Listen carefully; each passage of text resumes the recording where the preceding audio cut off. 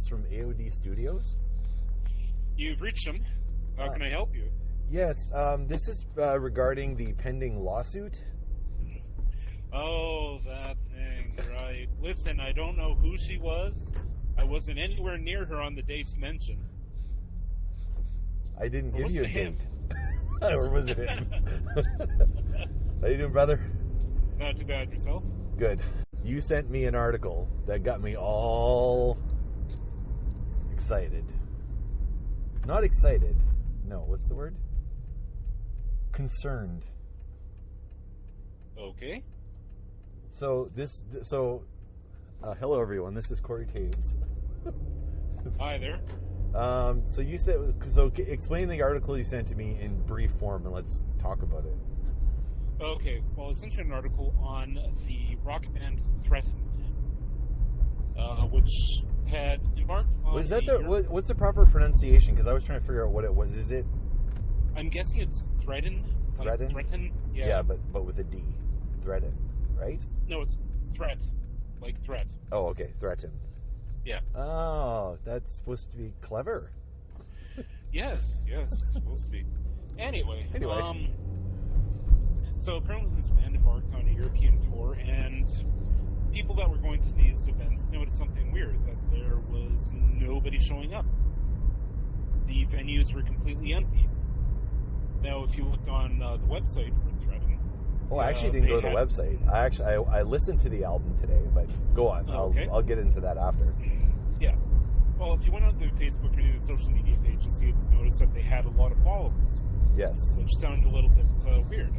Now, apparently, the band booked their tour based on these numbers, on the number of followers that they had. Oh, okay. So, they go to venues. It's they pay essentially a rental fee for the hall. Yeah, there's like it's like a guarantee. Yeah. Yeah. And they tell the hall or the venue that they had X number of tickets sold, 170, 200. They show people that RSVP'd on Facebook and said that we're going to have these numbers. So the shows went ahead, but nobody was showing up. Well, so no. There was a show where 3 people showed up. That was one of the supporting bands. Oh. And I believe somebody actually bought one of their T-shirts because they felt sorry for them. Oh. Anyway, so eventually the rock news agencies got a hold of this, and they discovered that when they started digging, they found that the majority of the likes that this band had on Facebook, on YouTube, on Twitter, on Instagram were all paid for. Yep. So the backing band that he had gone on tour with...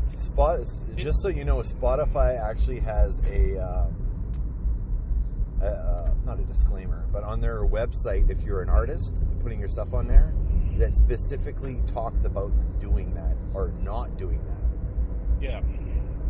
You'll be kicked off of Spotify as an artist if you do what he did. But anyway, go on. So ultimately, the backing band didn't know anything about this. They thought it was a little weird, they're going to these shows and there was nobody in the audience. Yes, because he was a solo artist and he hired a band to do the tour. Yeah. And so they found out about it the same way that everybody else did when the news stories started hitting the web. And, then the bassist and the drummer, what's even funnier is, I believe they're in Belfast. And the drummer, his family had actually come down to see the band perform. Sure. And were staying down there. So he actually took his drum equipment and brought it over to where his family was staying so that nothing would happen to it. Wow. And then, him and the bassist and the guitarist all, confronted, Jered Threatin, and he basically said, well, if you guys want to quit, that's okay. So did all the guys quit? I heard originally 2 guys quit and 1 hadn't quit yet, but did that last guy quit? what had happened was the two band members that quit on the spot were able to procure other ways of getting home. Oh, okay. It was a bassist, I believe, that didn't quit because he didn't have the funds to get a plane ticket and fly home. And this was Europe, right? Yeah. That was the tour was booked in Europe, I believe, right? Okay. Yeah. So he basically just decided that he was going to ride out the tour and use the return ticket that had been purchased for him. Man. Yeah. So yeah, it's become a huge debacle, and everybody's picked this up. You're seeing it on the BBC, you're seeing it on Livewire, you're seeing it on Metal Injection, you're seeing it on Metal Sucks. Huffington Post is running stories on this. Yeah, everyone's reporting. Variety. Yeah.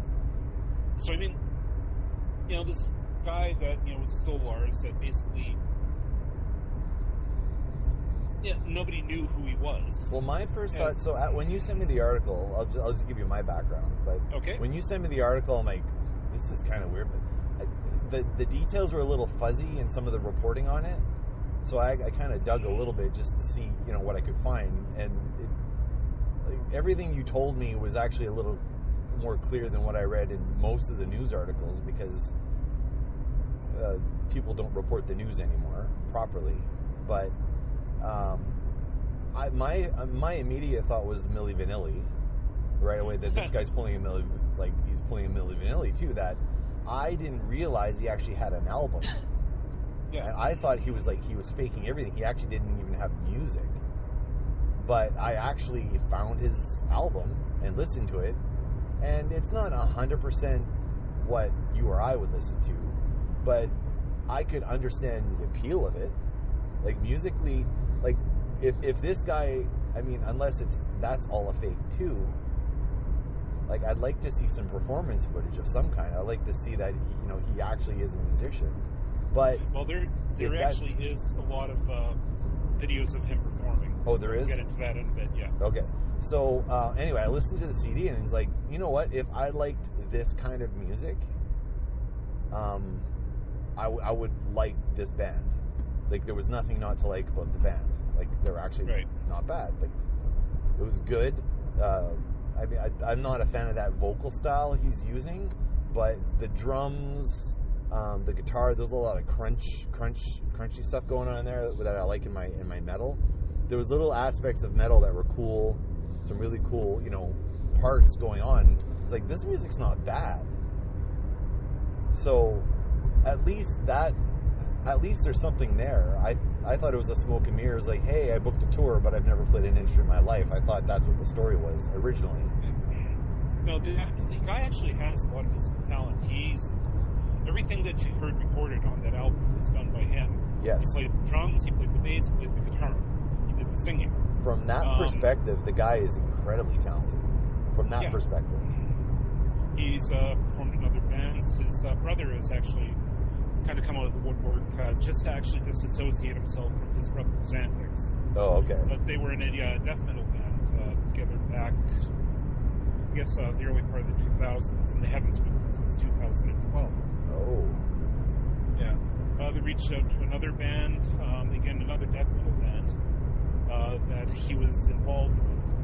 But apparently he only wrote some bass lines and may have done a little bit of bass performance on the album, but that's it. Okay. So he's actually a musician.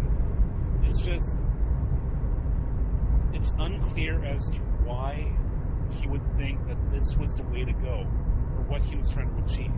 I have some strong theories. Okay. I don't know if you listened to me and Todd's episode about Drake. No. So Drake. So this is where I see this is going. I think unless the guy's like a sociopath or has mental issues or something, this to me seems like he did a social experiment to test and prove a point. Just like Joaquin Phoenix did when he did that movie I'll Be There, where he was in character 100% of the time, and everybody thought he was trying to do a rap career, but that was just the character he was playing. Yeah. I think it's something like that, and he's proving the point of Drake and Beyonce and the superstars of the day, of now are fabricated superstars, and they are guilty of doing a lot of the same things that this guy did from an album sales perspective. So they've like, I don't know if you remember back in the 70s, like Kiss was doing really, really good, and then they weren't. Right. So what the record label would do is they would fabricate sales numbers. They would actually go and buy the albums. They would ship them to the stores and go out and pay people to buy the albums to inflate the record sales. So if they had an album that looked like it was going to have a soft opening, it may only get gold sales and not platinum sales. They would send people out to buy 100,000 copies of the album just to boost the numbers. So so Kiss did that quite a bit in the 70s when they were, after they were coming down from their popularity, so they would appear to remain popular.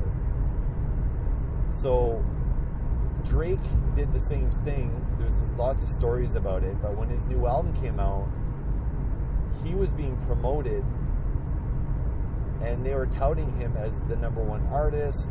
His album was #1. There was so many streaming downloads, but a lot of that, and I don't know if this is proven or not, but it seems contestable that his numbers are what he said they were, but they were fabricated numbers. He made a deal with Spotify.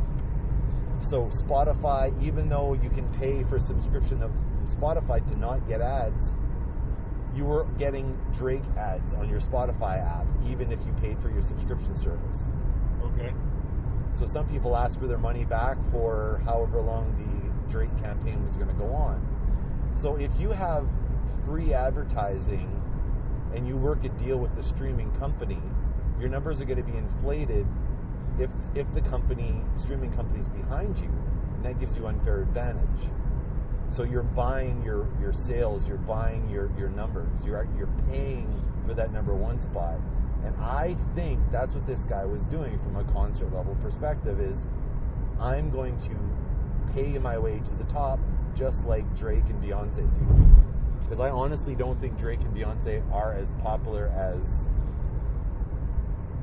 I know they're popular, but I don't think they're at that level. I think a lot of it is corporate sponsorship, ticket sale, like rows of tickets being bought by some company who does a giveaway and gives the tickets away. So then it looks like you've sold an extra, 3,000 or 4,000 tickets to a venue, when in fact you sold 3,000 or 4,000 tickets less. And then you create demand for it, and then you throw it on the scalpers market to make more money. Like, they're all marketing tactics from the record labels. Yeah. And I think that's all that this guy was doing. He was proving a point. I can buy my success. I might argue that though, because it doesn't sound like this guy had a lot of money to begin with. Now, they haven't found out where the money for these concerts came from. How he was paying the plane tickets, how he's paying to play all these venues. So there's no news. Like, I didn't see any news on that. On what? Okay, so you saw nothing either.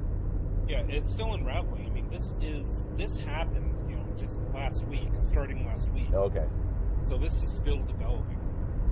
But why would you put yourself out for, tens or hundreds of thousands of dollars to prove a point when there's no guarantee of return? Yeah. Because, I mean, he's basically... It's a gamble.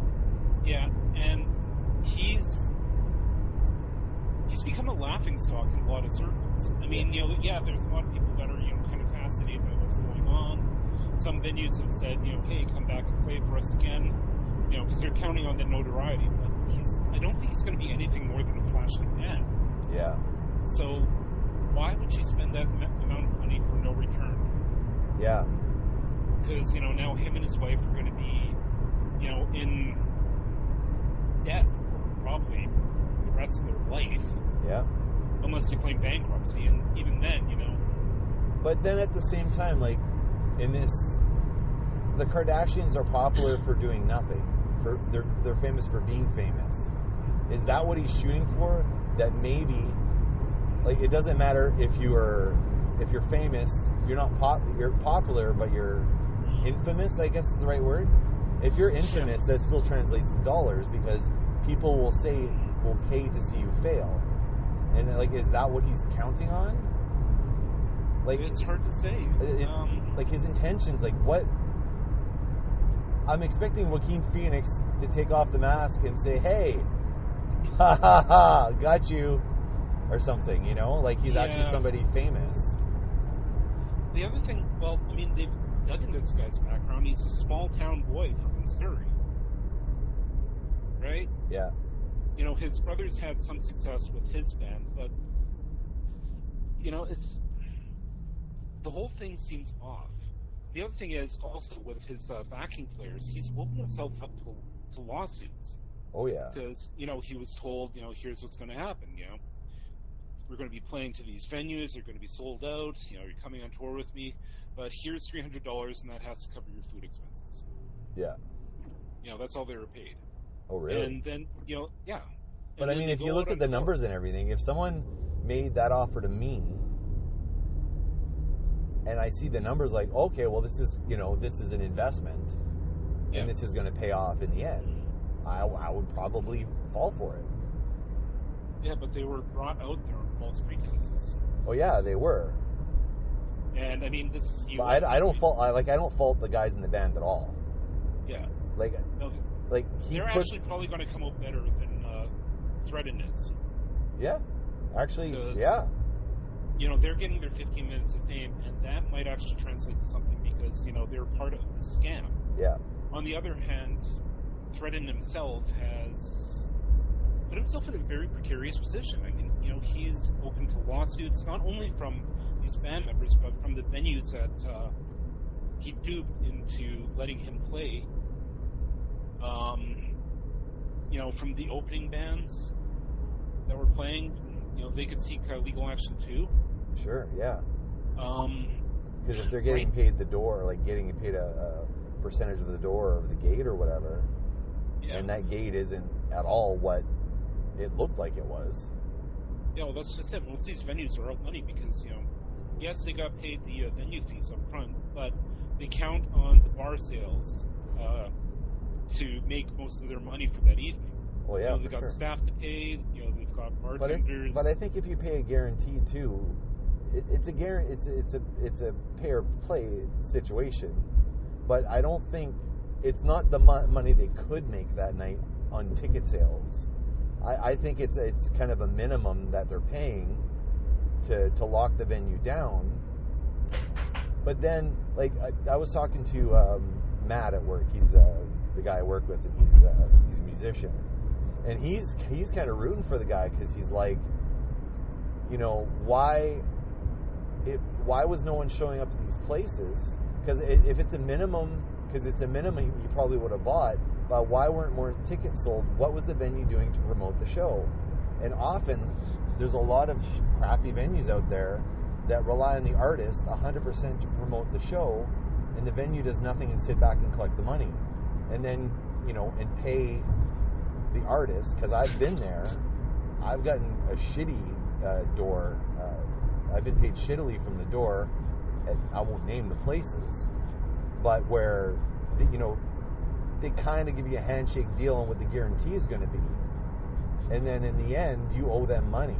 Like, it's a super common practice. Yeah. So is this a statement against them? Hey, I did what I was supposed to do. I paid your minimum. You failed on your promotion of the show, which is your duty to make sure this place is packed and not put all the onus on the artist. So that was, you know, that was Matt's argument, and I'm like, I didn't think of it from that way, but because you always hear these horrible stories about, you know, the venue shutting the artist down and screwing the artist over. This was the reverse situation. It's like he knew what the rules were, and he knew how to play with them, and he knew how to screw with the venue. But again, a lot of them, you know, allowed him to play based on these artificially inflated numbers. You know, right? His promoter, which was, you know, probably him or which is fraud, probably telling him that, you know, we've sold $171 or 171 tickets at the door. We can show you the RSVPs on our website, you know, on Facebook, and none of those RSVPs were real. Yeah. So, I mean, he based this entire tour on a fraudulent premise, on fraudulent numbers. So, and what about the company that helped him do this? Because he hired someone to create those fake numbers too. Now, was that like some guy in his mom's basement that does it, or is it a legitimate company that's what they do? It's a click farm out of Brazil. Yeah. Oh, is it? This Okay. company, yeah. Okay. This company is used by a lot of people.